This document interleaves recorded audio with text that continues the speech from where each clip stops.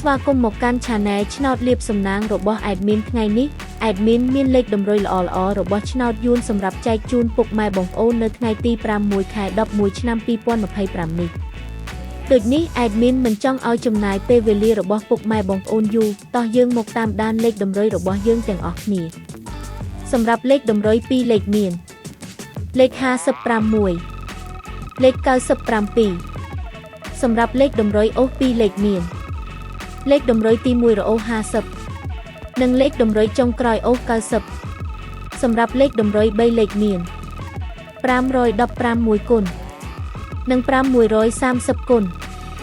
សម្រាប់លេខតម្រុយថ្ងៃនេះ Admin សូមជូនពរឲ្យពុកម៉ែបងប្អូនជួបតែសំណាងល្អទាំងអស់គ្នាហេងៗមានលាភមានជ័យ ជាចុងក្រោយសូមកុំភ្លេចជួយចុច Subscribe និង Comment ហើយដាក់សញ្ញារូបកណ្ដឹងដើម្បីជួយផ្ដល់កម្លាំងចិត្តមកកាន់ Admin ជាពិសេសងាយស្រួលតាមដានវីដេអូថ្មីនិងលេខតម្រុយល្អៗជាប្រចាំថ្ងៃជាមួយ Admin សូមគោរពលាពុកម៉ែបងប្អូនពីខ្ញុំបាទ Admin ឆ្នោតលាភសំណាងល្អទាំងអស់គ្នាសូមអរគុណ